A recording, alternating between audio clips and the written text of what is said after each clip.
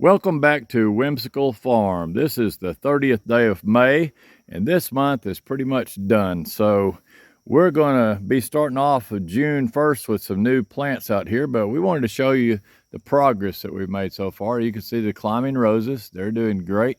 They have made it to the top. We've got a really good color on these. We were always hoping for bright yellow, and we finally got that. The sun is starting to set. So you're seeing a little bit of the last bit of sun as the sun goes down, but we're getting some good color out of these.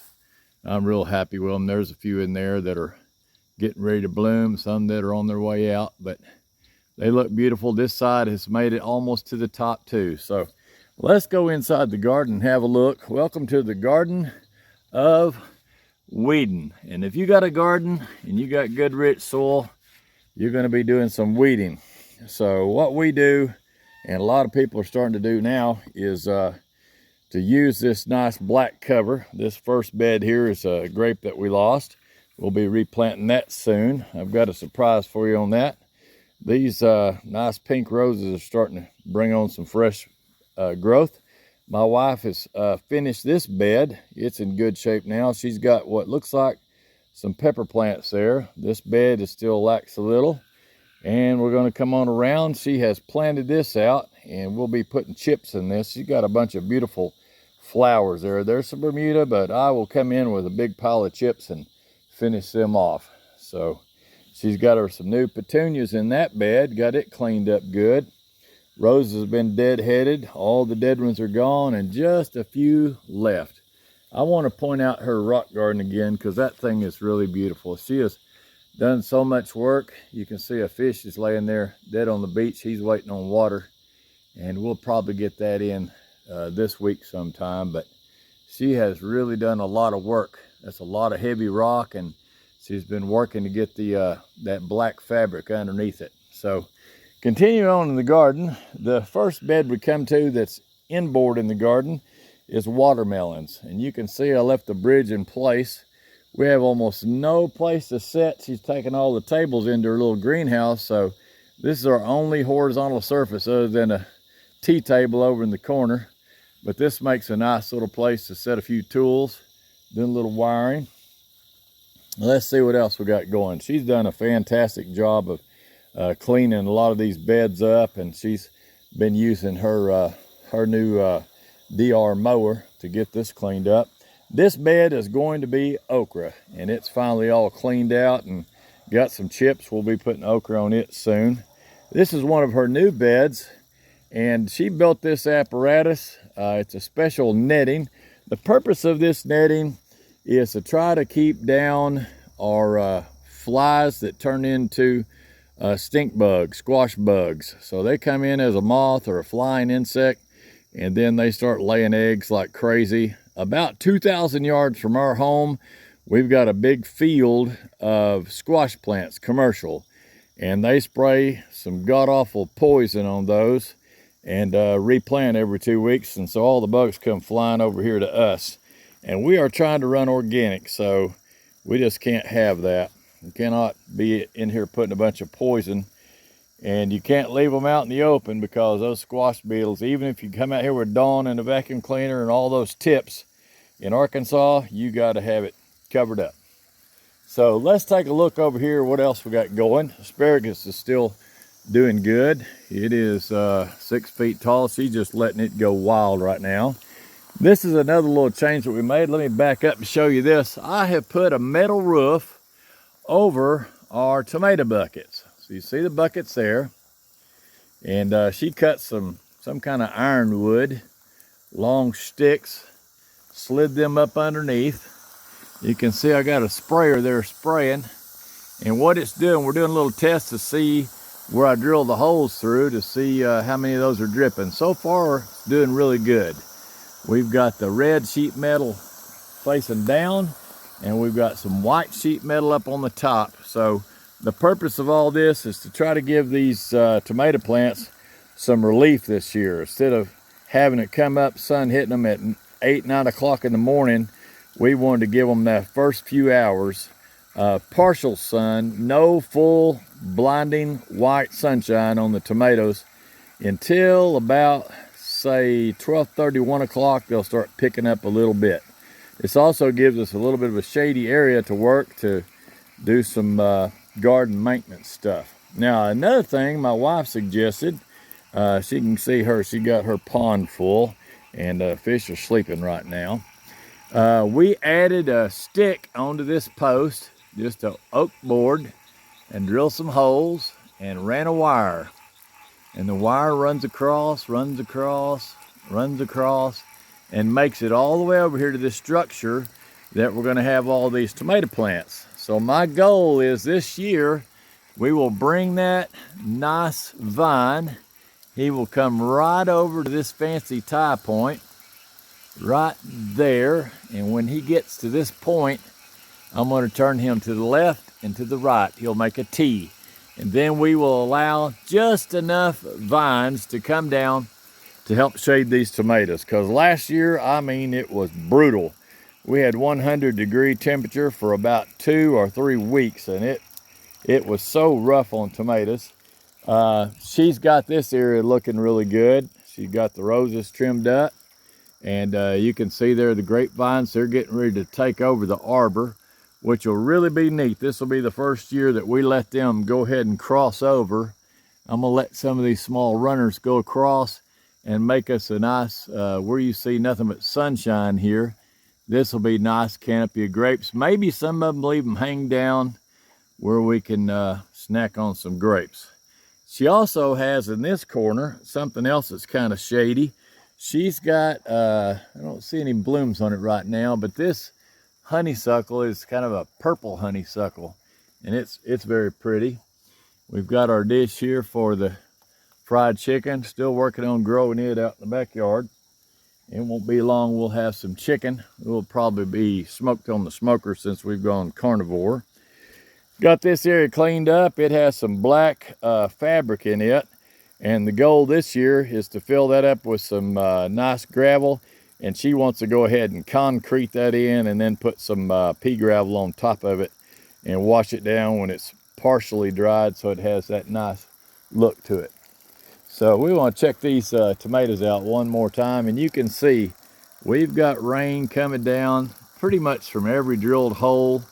And this plant right here on the end, we've got two, these are jalapeno plants.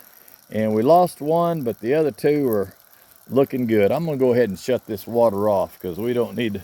Here's our new plants. I'll show you these, brand new. And we started late this year, but I don't have any reservations about it. We never had any tomatoes get cold. We didn't chase after them with black plastic or tubs of water. And you can see we overplanted these. They've got about 4 or 5 plants, but it's gonna be a race. Whoever's stout and starts going up to the top, they'll get to go, and the rest of them will get trimmed down. So let's go ahead and shut this water off. There, it's off now. And these beds, let's go ahead and review these last beds here out in the main garden. This one is being solarized. That's a process to kill weeds and kill fungus, any germs and stuff, and we'll be planting that soon. She has gone ahead and planted this one. We marked it last video, but you can see it starting to show some progress now. She got a little marigold. She got all kinds of little pepper plants.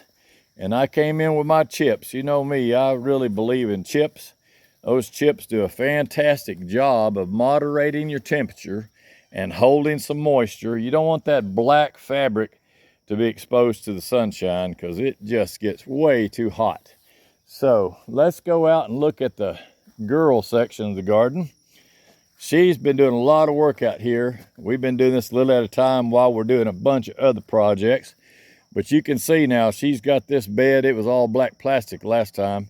And I've been out here with that DR mower, so I blowed stuff all over it. But that's good, rich soil. Some of that was purchased soil even. It was super soil.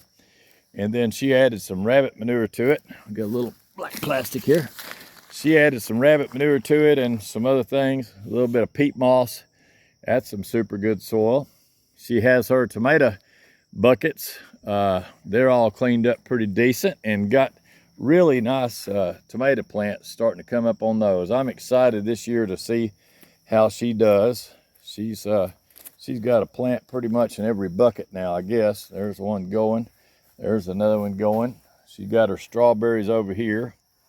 Strawberries are looking good. And then over here, it looks like she has made her a place to lay out. I see that. Something flew by, I got in front of my lens. Anyway, her little place to lay out's out here. Get a little suntan and have some quietness in the morning. And then here's a whole nother bed that she's got going. She's got it with no telling what planted in it, and she's working it over. She'll probably be adding some more 6x6 posts to finish it off, but I'm excited to see what's going to come up there. And look at this bed. She has worked this along the side by hand with a hoe and with a cultivator, and I guarantee you she's getting ready to grow some beautiful flowers. Now, story time. You know, my wife is so whimsical. I've said this before, but if you look at this mailbox right here, this mailbox came all the way from Michigan. This was her mama's mailbox when she was a little girl, and the address on it's pretty significant. She had some markers on there. But anyway, this was out at, says 402 right there, but this was out on Blue Hole Road. And these numbers here were some numbers that were different people, I guess, that lived out in that patch of the woods, 28 and 29. But looks like she's got some mail going out. Let's take a look. This is no telling what she's got in here. Oh, look what she did. She is now making me proud. She has put herself, she has turned this into a little toolbox. So she's got her cultivator. She has some super precision Fisker cutters. These are very nice to have. You can cut the smallest little delicate vine, cut tomatoes with these, small tender grapevines. Always put a little bit of bleach on them and get them cleaned up. And then she's got some kind of a special little hoe. This is kind of a stirrup hoe. It's even got dirt left on it. Let's clean that off so you can see it.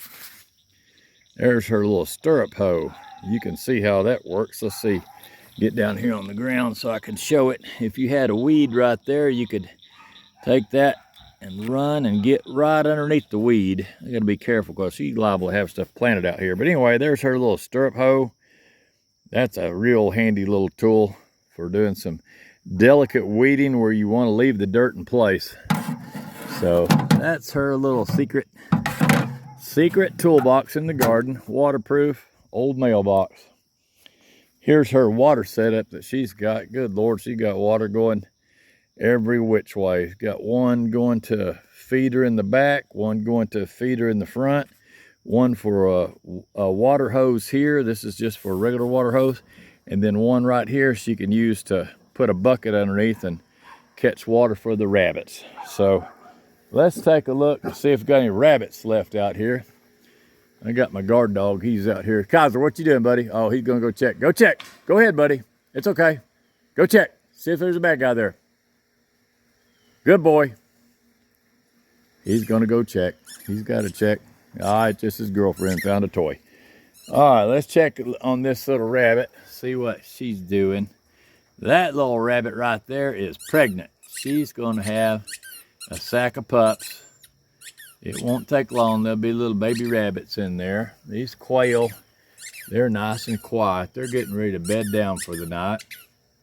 I always like to try to get a picture of these with no screen, so I'm going to take a little bit of a chance, but these things are beautiful.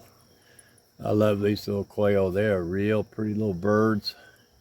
Some of these are for looks, for show, and some of them are meat quail to eat. I don't see ever eating them. I think they're going to live right in here and be happy underneath the flowers. So there they are. Let's see. She's got a whole nother cage. She's hatching these things. Look at Mr. Kaiser. Kaiser, is that your buddy? Is that your buddy? You want to say hi to him? Okay, now you can't eat him. You can say hi. If you want to say hi, you can say hi to him.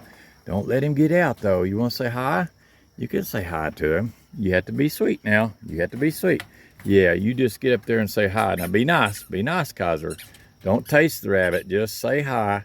Now that's a good dog right there. He's He's trained to not eat the rabbit. We hadn't even used a shot collar on him yet, but he loves that. That's his little buddy. We wouldn't trust him to babysit it because he might show a little too much interest. He's a guard dog. Mr. Kaiser, can you sit here, right here? Can you sit down right here for Papa? Sit down, be a good boy. Is that your rabbit? Is that your buddy? Okay.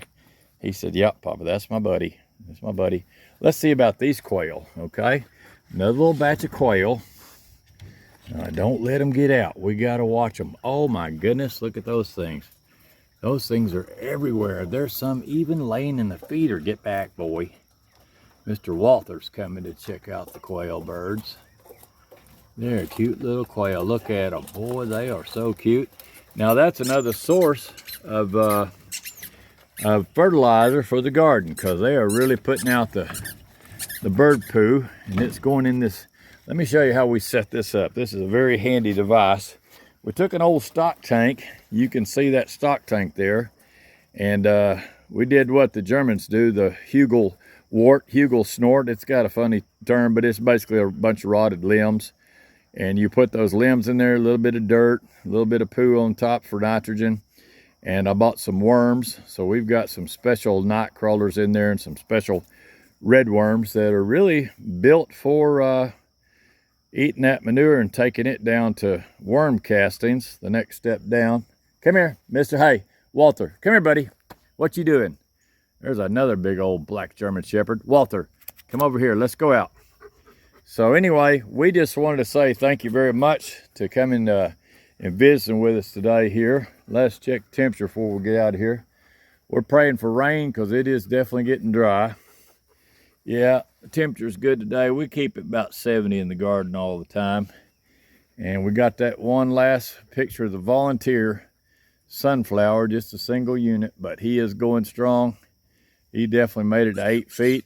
Hopefully it'll be 9 or 10 by the end of the week. So thanks again for coming by here to visit with us. We hope you enjoy it and keep watching for some progress. And talk to you later. Bye-bye.